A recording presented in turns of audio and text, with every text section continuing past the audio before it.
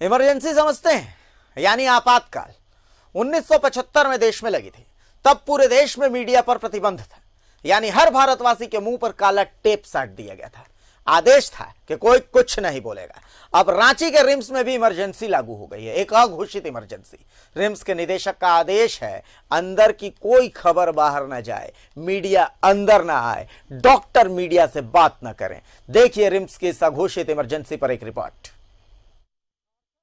बल्कि आसपास के दूसरे राज्यों में भी अगर कोई अनहोनी होती है और पूरे राज्य के चिकित्सक अगर इलाज करने से अपना हाथ खड़ा कर देते हैं तो वैसे मरीजों के लिए एकमात्र भरोसा रिम्स बचता है।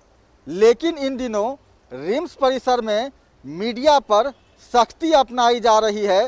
रिम्स के नए निदेशक ने रिम्स के प्रशासनिक चिकित्सकों को, रिम्स कर्मियों को यह निर्देश दिया है कि कोई भी जानकारी मीडिया कर्मी को नहीं दी जाए।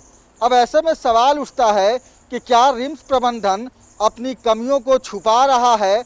आखिर रिम्स निदेशक मीडिया कर्मी से क्यों दूरी बनाना चाहते हैं? ये आम लोग हैं, बिल्कुल आम।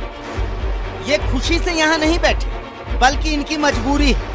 कोई खुद बीमार है तो किसी का कोई बहुत अपना बीमार है। अब इनकी उम्मीद या तो भगवान से है या फिर रिम्स से। भगवान तक आवाज पहुंचाने के लिए ये मंदिर जाते हैं और रिम्स का भगवान जब इनकी नहीं सुनता तो ये मीडिया के पास आते हैं। हमारा धर्म भी यही कहता है कि इनकी इस आवाज को हम उस हाकिम तक पहुंचाए जो खुद को निदेशक कहता है। हम लोग रात से यहाँ परेशान हैं।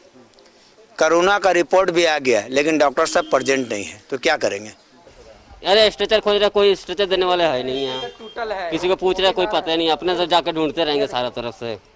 ब्लड भी हम चढ़वाए होती 23 तारीख को, अभी भी मेरा 1 यूनिट ब्लड वहाँ रखा हुआ, ब्लड तक नहीं चढ़ाया इन लोग। और घोर अभाव है यहाँ का, डॉक्टर का लापरवाही के कारण मेरी पत्नी की जान चल गई। पर शायद हमारी ये आवाज रिम्स के हाकिम यानी रिम्स निदेशक को बहुत बुरी लगती है, तभी तो उन्होंने लोकतंत्र के चौथे खंभे को ही बैन कर दिया। मीडिया का काम ही है सवाल उठाना, सवालों को आधार बनाना और व्यवस्था को पटरी पर लाना। लेकिन रिम्स के नए निदेशक को शायद मीडिया से परहेज है। यही कारण है कि वह मीडिया कर्मियों से दूरी बनाए रखते हैं। कई ऐसे लोग हैं जो सुदूर ग्रामीण इलाकों से इस उम्मीद से रिम्स पहुंचते हैं कि यहाँ का हाकिम उनकी जान को जान बख्शेगा। पर हाकिम तो अपनी ही धुन में है, हाकिम तो सुनता ही नहीं, हाकिम तो अपनी धुन में ही मस्त रहता है। खैर जब कोई नहीं सुनता तो हम सुनते थे, पर अब कौन सुनेगा? अरे जाने नहीं इसलिए नहीं देता है ताकि इसका कोई गड़बड़ है, इसका घोटाला है। कोई घोटाला तो है, दवा के लिए घोटाला। देखिए दवा वाला कुछ नोट है पूरा, तो ये साला नोटे खा रहा है, जाने रहा है। इसमें वैसे कोई व्यवस्था नहीं है, सब झूठा है। मीडिया से कहे डर लगता है? मीडिया से, हम सरकार से बोलेंगे, हमारे मुख्यमंत्री से आवेदन करेंगे, ये दादा अपना सब सुधार कीजिए। अरे तो क्यों नहीं जानेगा? आप मीडिया को जाने देगा? क्यों नहीं जाने देगा भाई? जरूर जाने देगा। जाइए आराम से, कोई से बात कीजिए, क्यों नहीं मना करेगा? लोकतंत्र जगह दी है, लोकतंत्र में आप जीते हैं। लोकतंत्र में सभी का अधिकार, सब जगह जाना छूट है। इस मरीज का कोई गॉडफादर नहीं, इस बेचारे की किसी बड़े आदमी के पास कोई पूछ नहीं, और ऐसा ये अकेला नहीं, हर दूसरा आदमी यहाँ ऐसा ही है। पर अब इन सब के मुंह पर टेप चिपका दी गई है, मानो कह दिया गया हो कोई कुछ नहीं बोलेगा। आप भी रिम्स जाएंगे तो यही टेप आपके मुंह पर भी चिपका दिया जाएगा। जैसे ये चिट्ठी डॉक्टरों के नाम है, उन्हें भी यही निर्देश है, मीडिया से कोई कुछ नहीं बोलेगा। सब जगह टेप है, बिल्कुल स्याह टेप, यानी एक अघोषित इमरजेंसी रिम्स के अंदर। बाकी आप समझदार हैं, आप तय कीजिए अपना भला अपना बुरा।